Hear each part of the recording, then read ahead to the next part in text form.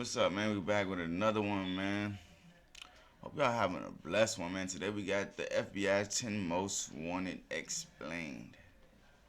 I seen the Most Wanted list before, but I always wanted to see a video of them explaining it. I always did want to see a video of them explaining it. Let's get into this one. Later, customers alerted the police when they didn't see any employees in the shop, and that's when the cops discovered something horrifying. Lying on the floor of the shop's back room was an Indian woman named Palak, lifeless, who had been pummeled to death by the man in the footage. As it was later revealed, the man who took Palak's life was her husband, Bhadresh Kumar. As the authorities later learned, the couple had been through a series of major arguments in the months leading up to that day. According to court documents, the two of their visas were about to expire in a few weeks. Palak wanted to go back to India, but Bhadresh Kumar wanted to stay in the US, and it looks like he couldn't find a better way to communicate his frustration with the situation than to brutally take his wife's life. After the crime, Bhadresh Kumar was last seen taking a taxi from a hotel in New Jersey to a train station in Newark, but what he did after that is really anyone's guess. To bring more attention to a suspect who might otherwise walk away scot-free, the FBI placed him on the most wanted list. As of today, there's a $250,000 reward to bring the suspect into custody, but almost 10 years after the crime, it looks like that won't happen anytime soon. Alejandro Rosales Castillo. The youngest suspect on the most wanted list, 26-year-old Alejandro Rosales Castillo, has been on the FBI's radar for more than 8 years. In 2016, he shot his female co-worker Sandy Lee in a wooded area in Cabarrus County, North Carolina. A few days later, the female victim's car was located at a bus station in Phoenix, Arizona. As the authorities later found out, there were multiple people involved in the case, with the main ones being the victim, a woman named Amia Feaster, and Alejandro himself, all of whom worked together at a restaurant in Charlotte. During the investigation, the cops learned that Sandy Lee and Alejandro had briefly dated, and after their breakup, Castillo started dating his other co-worker, Amia Feaster. According to court documents, Sandy Lee had apparently lent some money to Alejandro, and on August 9th of that year, he texted her to meet up with him at a Quick Trip located on Eastway Drive in Charlotte, claiming that he was going to pay her back. Disturbingly, that's when Castillo decided to rob her at gunpoint, take her life, and flee to Mexico. In an eerie clip of CCTV footage that was later released by the authorities, the suspect can be seen crossing the Mexican border through Nogales, Arizona, along with his girlfriend Amia. A couple of months later that same year, Amia turned herself into the authorities in Mexico and was charged with accessory after the fact of felony murder and larceny of a motor vehicle. Based on her testimony, she and Alejandro had been staying with the killer's cousin. At some point, Castillo had once again disappeared with no explanation, and that's when she decided to turn herself in. As of 2024, the FBI has no further clues that could lead to Castillo's arrest. Right now, all they know is that he's probably still living in Mexico. The last time he was seen, he wore his hair short and shaved on the sides, but that's pretty much all they have to go on. As of today, there's still a $250,000 reward out for his arrest, but there have been no further updates on his case. Ruja Ignatova. In 2016, the Bulgarian entrepreneur Ruja Ignatova stepped on stage in a beautiful red dress at the CoinRush global event in Wembley, London to talk about her vision for the future of her crypto company OneCoin. During the presentation, she claimed that in 2 years, everyone would forget about Bitcoin and that OneCoin would dominate the crypto world as the one true cryptocurrency. It's hard to imagine that any of her excited, applauding investors knew that they were stepping into what was later described by the New York Times as one of the biggest scams in history. For several years, Ruja, or the crypto queen as she's known nowadays, promised her buyers a 5-fold and even 10-fold return on their investment in OneCoin. Normally, these kinds of claims are an immediate red flag, but because the entire world was scrambling to get on the crypto action, a ton of investors jumped at the opportunity without thinking twice, resulting in a massive OneCoin buying frenzy. Between 2014 and 2016, OneCoin raked in more than $4 billion from unsuspecting investors, with more than $50 million coming from investors in the US. As the investors learned when they bought into OneCoin, the company was pretty much a pyramid scheme in which they were rewarded for recruiting their friends to buy it as well. And for a while, the shady multi-level marketing model seemed to be working for Ruja. However, in 2016, a lot of our investors started complaining that they were really struggling to sell their OneCoins and that they didn't see how they'd ever recoup their investments. Word started to spread online that OneCoin was a scam, which drew the attention of the media as well as federal investigators. Unfortunately, it was a little too late by then. Less than a year and a half after her presentation in Wembley, Ruja got on a plane from Bulgaria to Greece and was never seen again. Disturbingly, during the investigations, a bunch of really messed up emails written by Ruja were leaked by federal investigators in which the crypto queen made it more than clear that she knew she was scamming people out of their hard-earned money from the very start. In some of her emails, she admitted that the company wasn't actually mining any coins, that her coin was trash, and that her investors were idiots for trusting her. In one of her emails, she proposed an exit strategy to her partner Carl Greenwood, which consisted of taking the money, running away, and blaming somebody else for the whole thing. During the investigation, Carl ended up pleading guilty to wire fraud and conspiracy to launder money, for which he was sentenced to 20 years in prison. As it was later revealed, the FBI had been onto Ruja long before she fled from Bulgaria, even recruiting her American boyfriend to look into her company's practices for them. After learning about her extremely sketchy business practices and her grand scheme to steal billions of dollars from investors all around the world, she was charged with wire fraud, money laundering, and securities fraud. This promptly landed her a spot on the FBI's most wanted list, becoming only the 11th woman to earn that distinction. Looking into her past to find clues as to what could have influenced Ruja to do something so nefarious, federal investigators found some pretty interesting stuff. As it turns out, Ruja was fluent in 4 languages, was extremely intelligent, once had a job at a high-ranking consulting firm, and had been obsessed with fashion and maintaining her image from a very young age. It was only with the benefit of hindsight that prosecutors were able to clearly see how she used all these qualities to carry out her malicious plans. Unfortunately, it doesn't look like the FBI will find her anytime soon. It's been rumored that after fleeing the country, the crypto queen may have drastically altered her appearance with plastic surgery, and is believed to travel with armed guards at all times. They're not finding that lady. No matter what they do, they're not finding her. Like, do you hear how much money that lady had? Oh, it. Disturbingly, there have also been several allegations that she was murdered by an accomplice, but this hasn't been proven. If she is still alive, the FBI suspects Ruja is traveling on a German passport to the United Arab Emirates, Bulgaria, Germany, Russia, Greece, and multiple countries in Eastern Europe. Considering how elusive she's been since her disappearance almost 8 years ago, it's unlikely the FBI will ever find out what became of Ruja Ignatova after pulling off one of the largest financial scams in history. Arnaldo Jimenez. On May 12, 2012, Arnaldo Jimenez and his wife Estrella went out to celebrate their wedding in a black 2006 4-door Maserati. Less than 24 hours after the couple had said their vows, Arnaldo knifed his wife to death in the car, dragged her into the bathroom tub of her apartment in Burbank, Illinois, and disappeared without a trace. When Estrella didn't come back to pick up her kids at school the next day, her family called the cops, who ended up finding Estrella's remains still in her wedding dress in her bathtub. Immediately, a nationwide search for Arnaldo was launched, but by that time the suspect was long gone. During the investigation, it was revealed that Jimenez had reached out to a friend before fleeing and told him, "If anyone asks where I am, tell them I went to Mexico." Since then, the authorities have received multiple tips that Jimenez may have fled to Durango or Tamaulipas, Mexico, where he is believed to be hiding out with family members. Initially, a $100,000 reward was issued for anyone with information that could lead to his arrest, but 4 years after he was placed on the most wanted list, the FBI increased the reward to $250,000. Burbank police have stated that in the past 12 years they've received hundreds of tips about Arnaldo's whereabouts, but none of them have led to anything significant. After the crime, investigators traced his phone and determined that he had traveled from Chicago to Tennessee, then to Arkansas, and from there to Hidalgo, Texas, very close to the Mexican border. They were unfortunately unable to determine where he went after that. Police have also revealed that the car in which Arnaldo carried out his heinous crime was never found. If the suspect is ever caught, he'll be spending the rest of his life in prison for first-degree murder and unlawful flight to avoid prosecution. But based on how things have played out since the last time he was seen, it's unlikely Arnaldo will ever pay for his atrocious crime.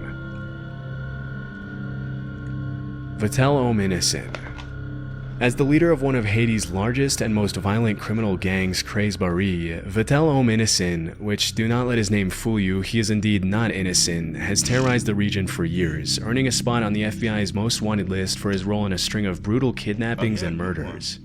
In October Oh, my bad. I thought I 2021, muted the he mic. collaborated My with the fault. notorious That was 400 crazy. That was Mawozo crazy. gang to carry out the high-profile kidnapping of 17 I got Christian bad missionaries allergies in and Haiti. I muted, but that was Disturbingly, that 5 of the kidnapping victims were children, one as young as 8 months old. Held at gunpoint, the hostages were reportedly kept captive for 2 months while the gangs demanded a ransom of $1 million per hostage. It was only after an anonymous donor paid an undisclosed sum to Craze Barry and 400 Mawozo that the missionaries were finally released. Based on court documents, Innocent and his crew ended up spending the ransom money on weapons. That same year, the Haitian president was assassinated, which caused Innocent's influence to grow exponentially in the chaos that engulfed the country. Aftermath of the assassination, Craze Barry claimed new territories and expanded their ranks quicker than the cops could even keep track of. In 2023, Craze Barry boasted an estimated 600 members, many of whom were young children who were involuntarily recruited to serve Innocent's criminal organization. Almost exactly 1 year after the kidnapping of the Christian missionaries, Craze Barry kidnapped 2 US citizens under Innocent's orders, Marie Odette Franklin and Jean Franklin. Unfortunately, one of the victims did not survive, while the other was held for a $300,000 ransom. Somehow, Innocent still managed to walk away scot-free. In April 2024, CNN released an interview where Innocent brazenly showed off his luxury home, which sticks out like a sore thumb in the extreme poverty surrounding him. Surrounded by gold-rimmed couches and chairs, Innocent explained to the reporter how he came to power. In the interview, he shamelessly blamed Haiti's corruption on the country's politicians, refusing to take any responsibility for his own actions. Interestingly, he also alleged that before becoming the leader of Craze Barry, he had once owned multiple legitimate businesses, including a hotel and a rental car company, but said his companies were destroyed by the government. According to multiple crime analysts, Innocent was once a political activist before he turned to violent crime to maximize his influence. Back in the US, Innocent is wanted by the FBI for an insanely long list of crimes, including kidnapping for ransom, theft, murder, assault, vehicle theft, and destruction of property. There's a $2 million reward for information leading to his arrest, but with powerful connections and an armed gang, it'll be pretty tough to ever bring him to justice. I remember, dude.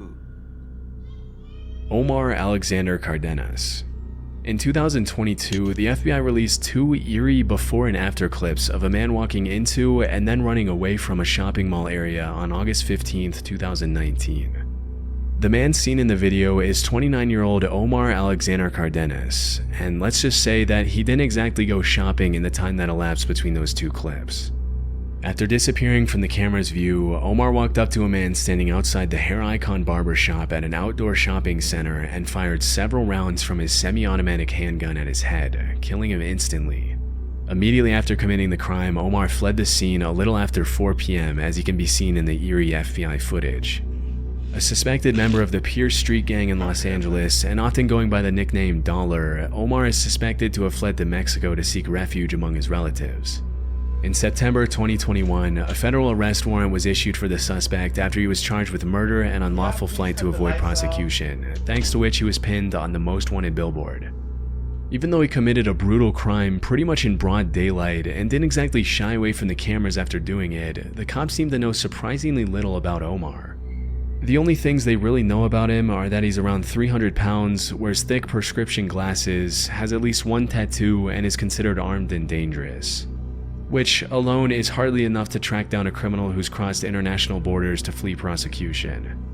With time, hopefully more information will surface leading to his potential extradition and arrest, but for now, it looks like Omar will remain a most wanted criminal. Yulan Adonai Archaga Carayas. Back in the 80s, a gang known as the Mara Salvatrucha was set up to protect Salvadorian immigrants from other gangs in the Los Angeles area. Fast forward a couple of decades, and the Mara, or the MS-13 for short, had become one of the most brutal and violent criminal organizations in the world. Nowadays, MS-13 has a strong presence in El Salvador, Guatemala, Honduras, Mexico, the US, Canada, and even Spain. They engage in all kinds of criminal activity, from drug trafficking, human trafficking, extortion, murder, and racketeering, often using extreme violence to maintain their influence and control. For many years, a man named Yulan Adonai Archaga Carayas operated as the head of MS-13's criminal activities in Honduras, providing support and resources to the gang in Central America and the US with firearms, narcotics, and loads of cash. Often operating under his alias Porky, Yulon is wanted by the FBI for trafficking multi-ton loads of drugs through Honduras to the US and for the killing of several rival gang members. Among Porky's colorful criminal charges, you'll find everything from murder to racketeering conspiracy to drug importation to possession of machine guns.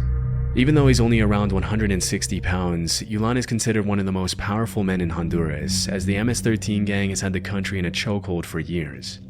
The most shocking part of the story is that at one point, Porky had already been apprehended by the Honduran authorities and was even taken to a courthouse for a hearing on charges of murdering 2 Honduran prosecutors.